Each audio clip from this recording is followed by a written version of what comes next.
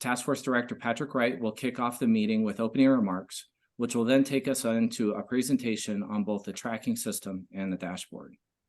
We'll pause there to answer questions, and then we will take a brief break.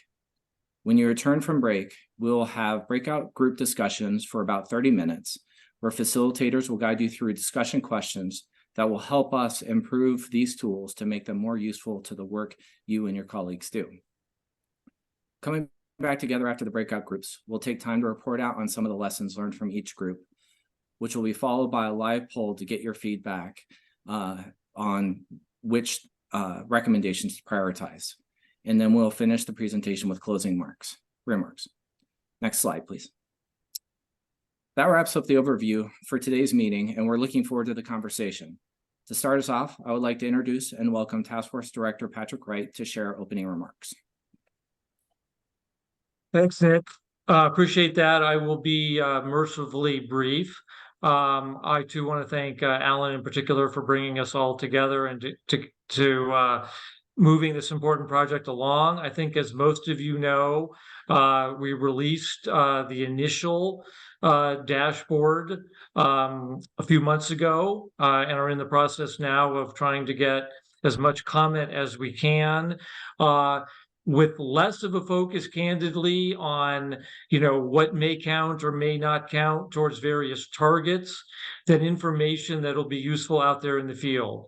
What categories of projects would be useful for you to know about, the extent to which we're getting things right in terms of how we're organizing and displaying the information. In other words, how can it be most useful to practitioners out there, more so than how can it be useful to us internally, to count up acres. So I really hope folks will be prepared to give us specific examples in the field about how different, sets of information, categories, et cetera, would make it a more useful tool for you. Other than that, I'll turn it right over to Alan so we can get going. Great. Thanks, Patrick. So before we go into a discussion about the tracking system and the dashboard, I want to talk about some of the breakout groups, just to give you some context for what's going to happen in the rest of the meeting, and give you some context for things to listen to as we're going through the presentation about the tracking system and the dashboard. So as Nick mentioned, later in the meeting, we're going to have breakout groups. We've let you know via email what those breakout groups are going to be, and you're going to self-assign into one of these breakout groups. So there are 5 that we've identified so far. We also want to let you know that we're, because you're self-assigning, we're not sure how many people are going to assign into each one of these breakout groups. If there are too many people in a breakout group, we will split you off into another breakout group. And when it's time to do the breakout group self-assignment, you'll see a couple of overflow rooms. Please don't assign yourself to the overflow rooms right off the bat. We'll help you into those when that time comes. As Nick mentioned, we do have some questions. Yeah. So these are the questions that we're going to have for the breakout questions. So, what features do you want to see added or changed for the dashboard? What things have been difficult to use or could be improved for the dashboard? Do you like the way that we've grouped the activities, or should we change that? For the tracking system itself, is it clear, what data are in the tracking system, how we process those data? Are there improvements that we can make in terms of how we're communicating these data? Do you understand what we mean when we talk about footprint data versus activity data? And if not, how could we better communicate that? One of the things that we plan to do is release a full data set. So beyond what is just in the dashboard, other data that we have collected that are not in the dashboard, and I'll talk about what that is later on. And then also, I think foremost, we want to know, how could the tracking system and the dashboard better support the work that you do, whether you're a land manager out there, whether you're a forest supervisor, whether you are a local NGO group, or whether you're a scientist or a policymaker, or a journalist trying to understand the work the state is doing. How can we make this product better so it fits your needs? So with that, I'm going to move into a presentation about the tracking system itself. So I also want to sort of differentiate between the tracking system and the dashboard. The dashboard shows a subset of the information that's in the tracking system. The tracking system is sort of this larger data set that collects a lot of land management information from across the state of California in different data sets. And we we put a portion of that into the dashboard, and I'll talk about which parts of the data are in the dashboard and which ones are not as part of this presentation.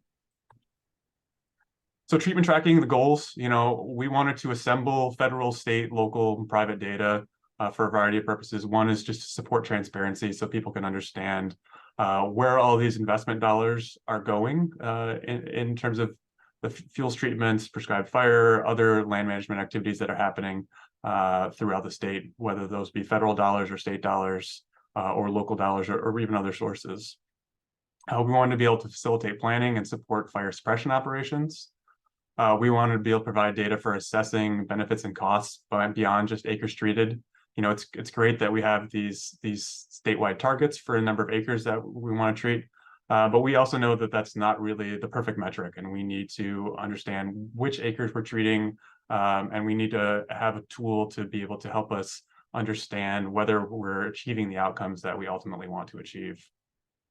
And then, yes, obviously, we want to track progress towards the state and federal acreage targets. There's the 1 million acres that was named in the shared stewardship agreement between the state of California and the Forest Service. There are some acreage targets in the Wildfire Enforcement Lands Action Plan. There's an acreage target for beneficial fire in the beneficial fire strategy. And there will likely be other targets that get released as more strategy documents get released by the task force as well. To give you a little brief overview of the tracking system and the history of its development, sort of how we got to this point. So the tracking system is led by the task force's monitoring, reporting, and assessment work group with technical support that's provided by the Spatial Informatics Group, LLC. So they are our contractor and basically do all the GIS heavy lifting for us. We started talking about how to develop this tracking system back in 2021. That process was informed by looking at existing tracking systems, particularly from CAL FIRE and the Forest Service, as well as meetings with land managers and scientists from state and federal agencies. And that happened with lots of one-on-one small group meetings between myself and other people in the task force and different state agencies and federal staff, and some group discussions as well. We released a draft framework for the tracking system back in the spring of 2022. We had our first tracking system public workshop back in May of 2022, and then we finalized the current framework back in summer 2022. We've made some subsequent revisions. We expect that there will be more revisions to the framework as we go further along and we get more practice at running this tracking system into the future. So here's a brief summary of the framework for the tracking system. So it tracks active, planned, and completed projects statewide. It covers not just forests, but also grasslands, shrublands, lots of different ecosystem cover types across the state. And right now it covers about 60 different activities, land management activities that occurs on these lands. There's sort of a hierarchical structure to the tracking system. So at the broadest scale, there's a project. You could think of a project being a watershed or a state park or even a single landowner's 40 acres or something like that. This is the entirety of an area where you are going to be doing work. You may not cover all of this area while you're doing work, but you're doing work in a sort of a coordinated, planned way within this area. Within a project, you may have multiple treatments, or you may have one treatment. These treatments would be occurring on different parts of the project. To complete a treatment, you might need to do multiple activities. So maybe your treatment is you're putting in a fuel break along a road. To complete that fuel break, maybe you'd initially come in and do a thinning activity. Then you come back in and do piling of all of the trees and residues that you created doing that thinning. And then maybe come back a third time and burn those piles. So there'd be 3 activities to complete that one treatment. And there would be multiple treatments within a project area. Or conversely, you could just do one activity for a treatment. Maybe you're doing some roadside mowing or something like that. And there's only one activity associated with that treatment. So it's variable. Project is spatial data. Treatment is spatial data.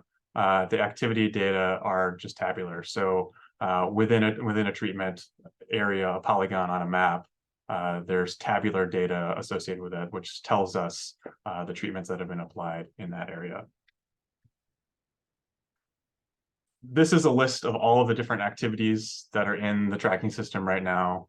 This list of activities came from a few primary data sources. One is the Forest Practice Rules, one is CAL FIRE's CalMapper, another is the U.S. Forest Service FACTS database, that all come together. These activities, for our purposes, we've grouped them into some broad categories, such as timber harvest, tree planting, watershed and habitat improvement, prescribed fire.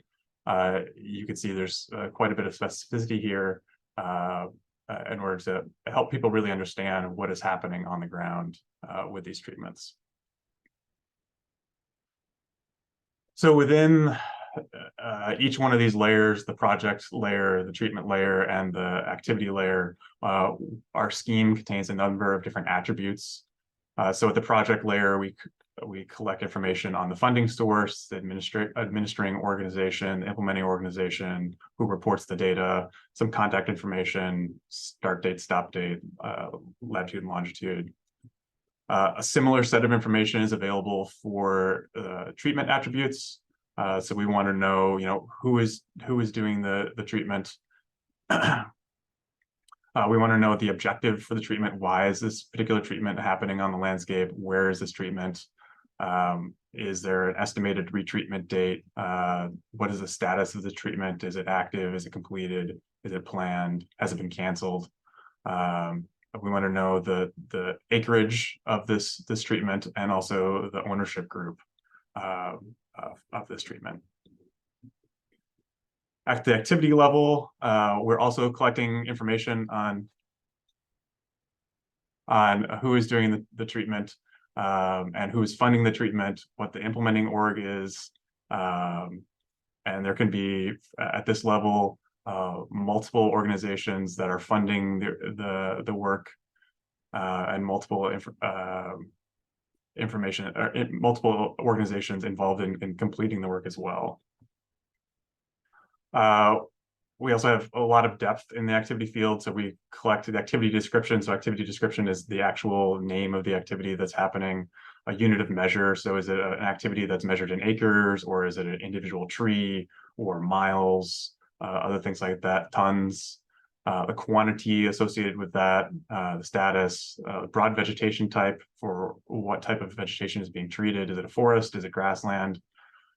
We're trying to collect information on the residues that are created. So a residue would be you're thinning a forest, you're creating logs and branches and other things like that. Those are residues from the treatment. What happens to those things?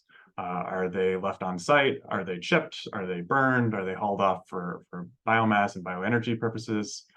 Where do those things go? A number of these fields have what we call domains. And so that is a list of potential inputs that can be selected. I'll go through some of these just so you can see sort of what they look like. So domains for activity status or project or treatment status are planned, active, complete, or canceled.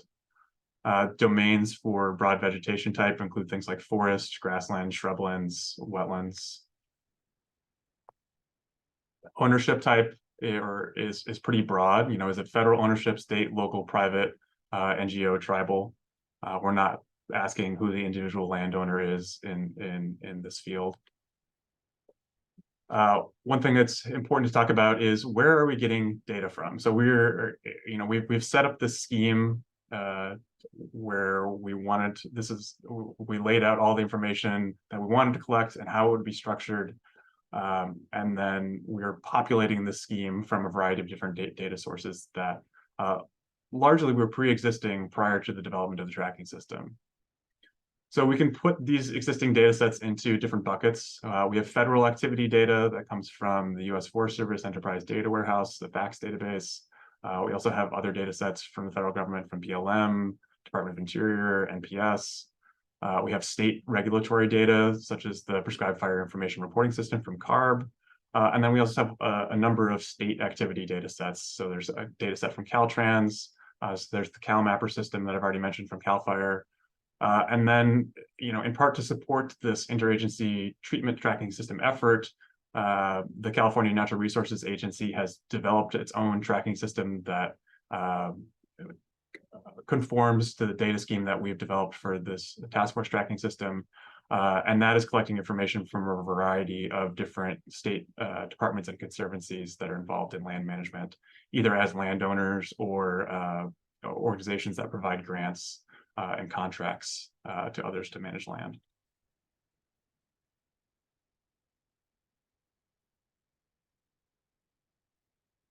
Because we're working with a lot of existing data sets, we have to convert these data into the task force scheme. So each one of these existing data sources has their own structure and terminology. It must be converted to match the scheme that we have. And so it's all in a uniform language and uniform structure.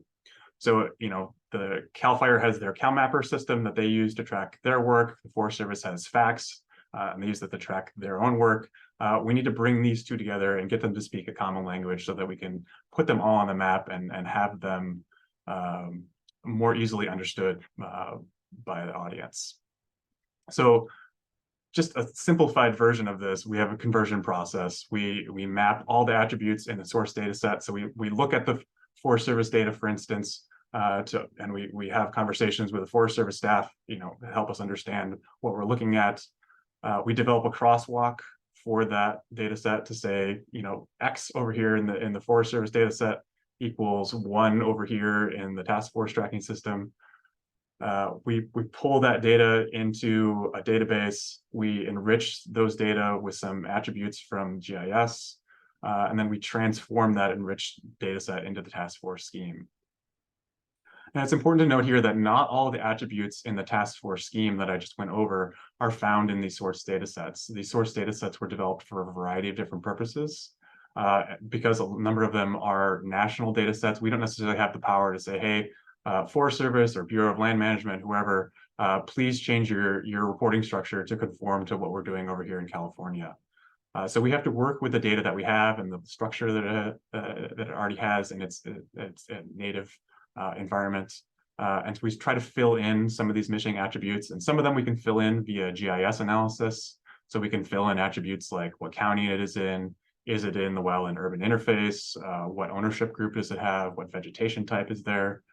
We can infer some of these attributes, such as something like residue fate. So if we see thinning happening, thinning followed by prescribed fire, we can make the inference that those residues were burned as part of that prescribed fire. We can make some inferences based on what activity is happening and who is doing it and where it's happening to sort of guess at what the treatment objective is.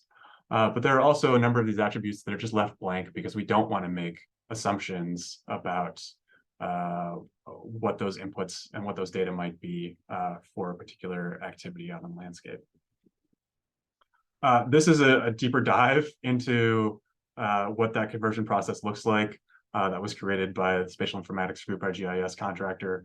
And I'm putting this up here not so that you can totally understand what is happening in here. I'm not going to go into the details of all of this, but I just want you to let you know that this is out there, along with a number of other supporting documents. So if you wanted to have a deeper dive and really understand what we did and how we developed the tracking system and the dashboard, you can go to the dashboard landing page on the task force website and look at these different documents that explain what we did, how we did it, and provide a little more transparency on our work. So with that, I'm going to pivot and talk about now the dashboard that we have. The dashboard has similar goals to the tracking system as a whole. Obviously, support transparency. One thing we want to do with the tracking with the dashboard is to demonstrate the tracking system data so that people can understand everything that's in the tracking system. And we also, obviously want to show progress towards the state and federal acreage targets, such as the million-acre goal that I mentioned before.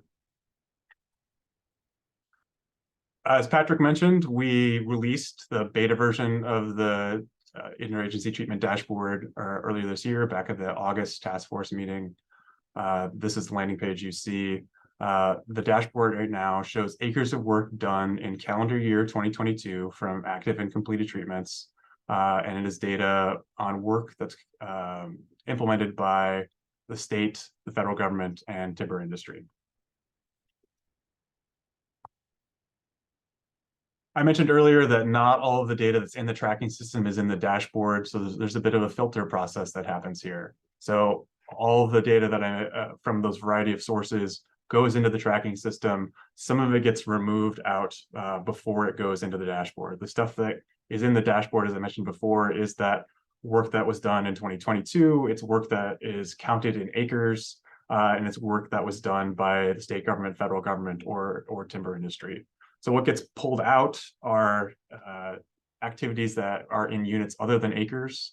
So like individual trees being trimmed or cut down, tons of biomass being removed, miles of mowing or something like that that's happening. Data from other organizations like local governments, NGOs, or smaller private landowners, work that didn't happen in calendar year 2022, planned or canceled work, even aged timber harvest, some post-fire salvage harvest, ecological restoration. And so what this amounts to, us leaving out, is all the data that we have from the utilities on their wildfire mitigation work. There's some Caltrans data, CAL FIRE data, and Forest Service data that get removed. Some of the prescribed burn permitting data that we have gets removed, and also some timber industry data are also excluded from the dashboard. So I showed you earlier a longer list of all the activities that are in the tracking system. This is a shorter list showing which activities are specifically in the dashboard. You can see this figure from the dashboard itself. If you are looking at the dashboard, there's a bar chart that has the different activity categories. Here's a little link you can click on that says, what's in these categories, and that'll bring you to this page if you want to see a little bit more specifically what activities we're counting for the dashboard. So here's an image of the dashboard, and you can see right in the center there, there's the activity category and a link to what's in these categories. But we have a couple of different parts of the dashboard. If you look on the top, there's a link to learn more, which will take you back to the task force landing page. There's the activity tab, which is what we're looking at right now, and there's a footprints tab. Both the activity and footprints tab have this format of a map, a couple of charts in the middle, and a table. So here's the footprint tab. I just said activity and footprint, and I want to explain what we mean by those things.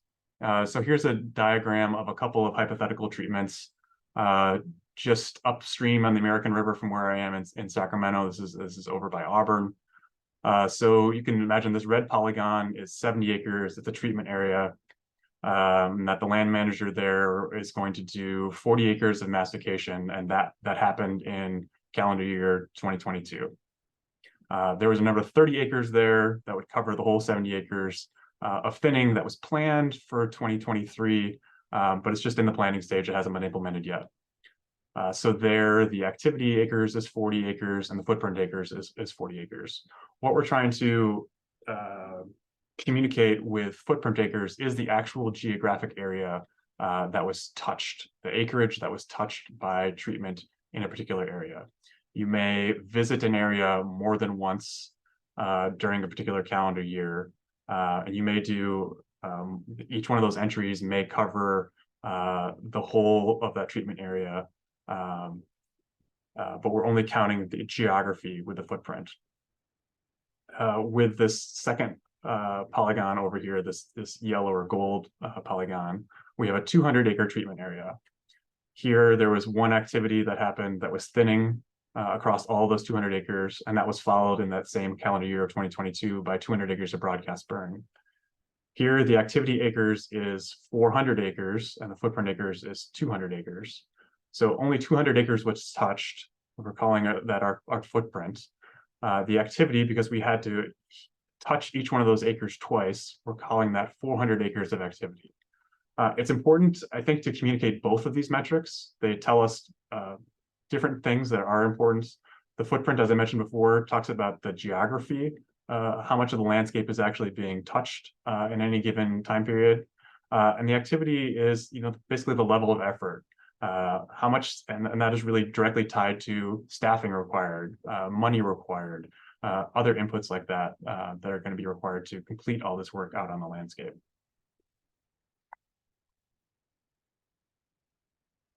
So here is, let's see, a little animation of the activity portion of the dashboard. Hopefully this works.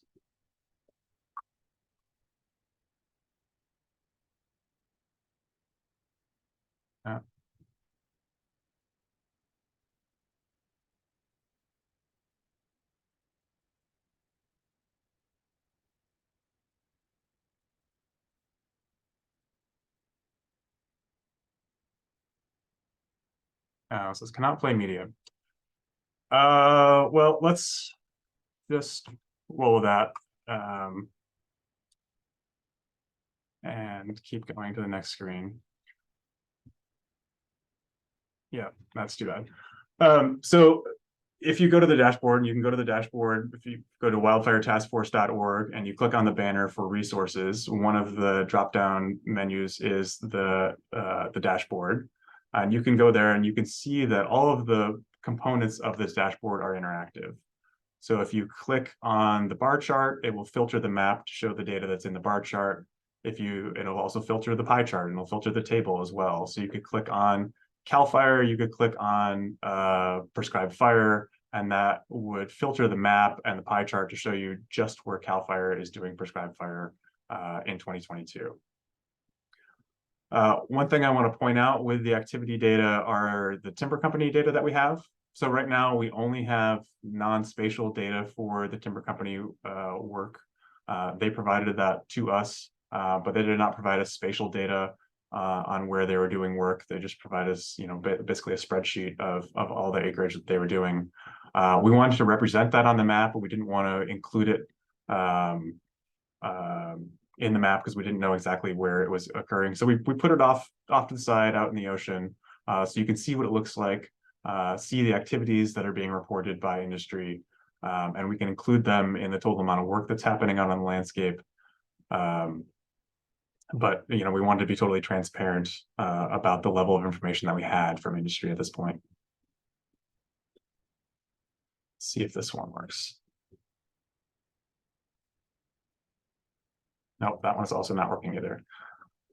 This one I'm wanting to Forrest. Sorry to interrupt you. I just want to offer, this is one of those cases where the actual live demo, it might end up being more reliable than the video. But if you'd like, I can share my screen. I have the dashboard loaded up. It's functioning. If there is anything you want me to share, but no obligation. Just let me know. Maybe when we get done with my talk, we can do that. That sound good? All right. Yep. Thanks for volunteering that for us. Yeah, we tried to do pre-recorded, and it's worked every other time, but for whatever reason right now it's not working for me. So this screen was going to show you that if you zoom in on the map, initially you see points, and you can click on one of those points and it'll bring up a handful of attributes for those points. If you zoom in further, those points become individual polygons, so they become little rectangles or circles or multi-part shapes. And you can also click on those polygons and it will bring up that same attributes for who did the work, what kind of activity was it? Was it a prescribed burn? Was it mastication? Was it targeted grazing? When the work happened, and key variables like that, key attributes like that.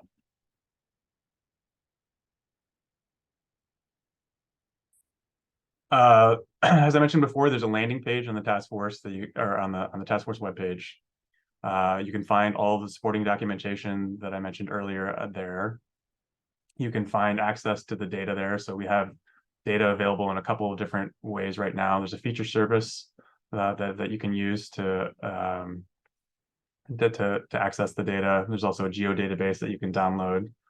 There's also an FAQs document which discusses the differences between the tracking system and other viewers, such as CAL FIRE's Fuels Reduction Viewer, and the Forest Service also has viewers on their work as well. We have some next steps. One is we want to obviously get feedback from you in terms of how can we revise this tracking system to further develop it and make it better fit your needs. We need to improve and expand the database.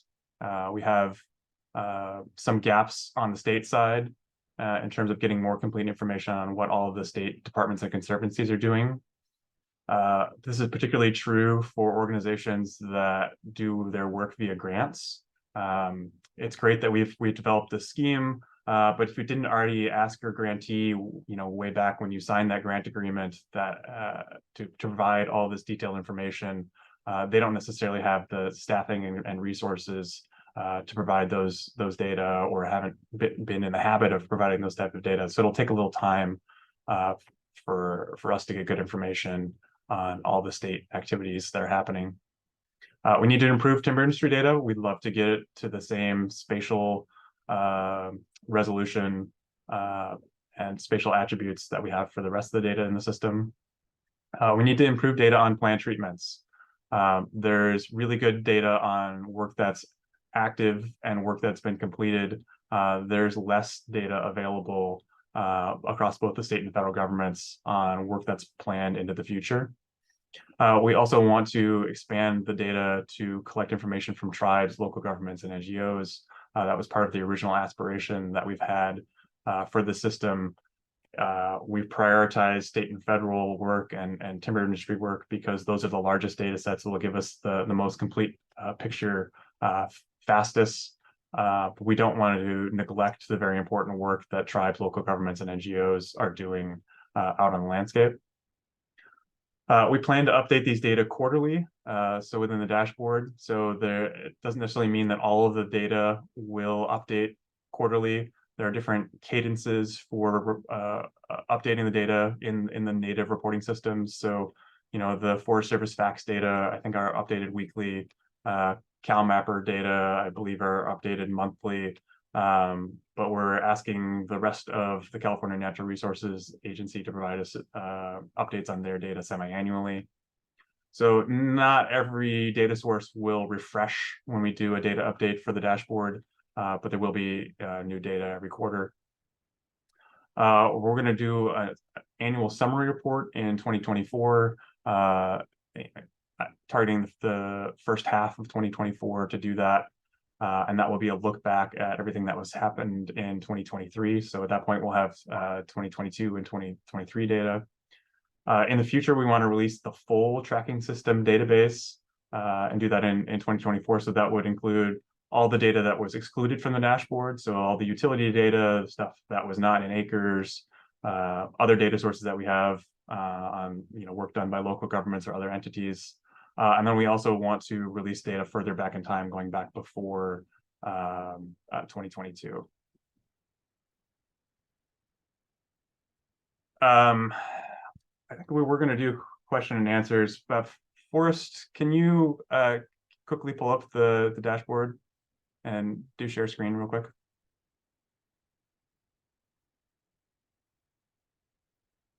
Yeah, so this is what the dashboard looks like, and do you just want to just click around on stuff just to, we've already talked about what it looks like, just to demonstrate the functionality there. So there's filtering for prescribed fire. That's CAL FIRE's prescribed fire, and you can see sort of, that's CAL FIRE's work on non-industrial private landowners. And so, there's different like filters across the top in the bar there. But you can filter by like all this timber country, state or federal. We could do task force region, which I'm not going to have Forrest demonstrate right now, or county, land ownerships. If you click on the upper right corner of the map, you can see there are different data layers there. You can expand the dashboard and see, have the map take up the full screen or have the graphs take up the full screen. Forrest is demonstrating the attributes that are available when you click on the data set. Will you show the data layers, Forrest? And those little in the top right of the map, that's the legend, and then the button next to that, there are different data layers that you can turn on. So you could see counties, legislative districts, CAL FIRE land ownership, the WUI data layer. You can turn these layers on and off, so you can see where these treatments are sort of in these other contexts that you wanted to see. With that, let's jump to the Q&A. So thanks, Forrest. And I'll go back to sharing my screen. Great, Alan. Well, I've got a couple of questions in the chat, which I'll just read aloud for everyone, and then you can answer them best you can. So the first question we had is, what temporal coverage do you mean for the historical data update? That is going to depend on the source data set that we're looking at. So for instance, the Forest Service FACTS database, I believe, goes back to the 1990s. CAL FIRE's database does not go back that far, but some of the other data sets that we have are relatively brand new. For instance, Caltrans has just started tracking their land management data just in the last couple of years. So we're not going to have any historical data for Caltrans. And then the next question we have in the chat is whether it's possible to see footprint acres instead of activity acres with the reporting entities. No, it's not. So the way we footprint acres is we sort of overlay all of the polygons that are out there in our data set. So if there's and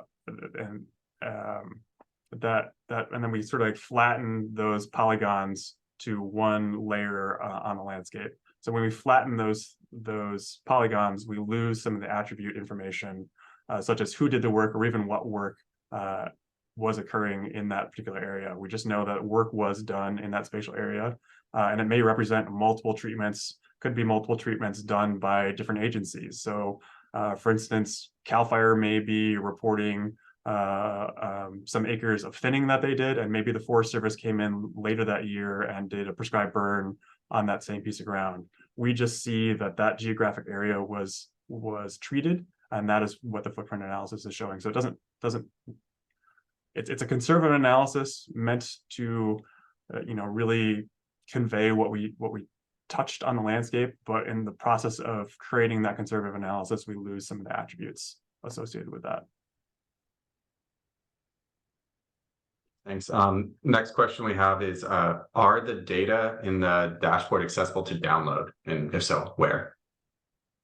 Yeah, the data in the dashboard are available to download.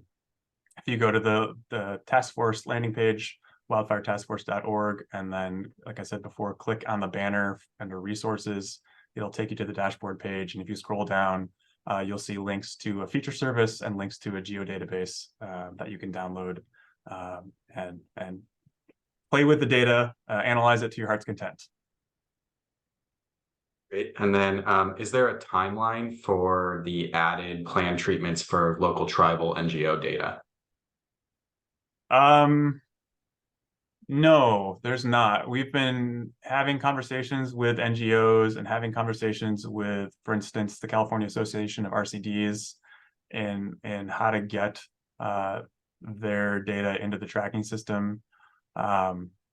Getting their data into the tracking system, that's a two-way street. And so while we can set goals at the task force, we also need the organizations that are potentially feeding those data into us to have the resources and the time and staff available to input their data, share their data with us, and review their data. And then we need, capacity on our own side to develop the mechanisms for them to do that. So it's a thing that we plan to do, but I don't necessarily have a timeline for right now and for when all those things are going to happen. And Julia Garcia asked if they see errors in the database, how can they help us correct them? And I guess I can chime in on that one. There is a way to submit feedback on the dashboard landing page that was linked here. I don't know, is there any other way, Alan, that you would like to have people reach out?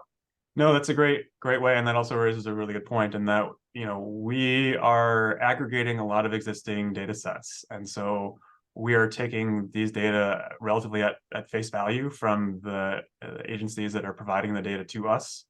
We don't have the capacity to vet and verify every single piece of work that happens out on the landscape in California. you know, there's tens of thousands of points and polygons in our system. There likely will be errors, but you can help us by finding the errors and pointing them out to us. Okay, great. I want to make sure we have time for our breakout room sessions. So I think I'll ask one more, and then maybe if the other people who didn't get their questions answered, I've saved all those questions, and maybe we can come back at the end, after the breakout rooms, just to make sure that we stay on time with that. So maybe the last question we can answer right now is, will it be possible to bring the activity database into Planscape and integrate it into the selection and priority setting process being developed? Absolutely. So that's one thing I didn't really talk about, is that these data support a variety of different task force tools and products. One of those being Planscape, another one of those, you know, eventually being the regional resource kits. Is these also, this will be flowing into the monitoring and evaluation system. So these data are really essential for a variety of different task force tools, and they're connected. And they're, you know, intentionally built to be interconnected with these other task force tools as well. So yes, this would definitely be in Planscape.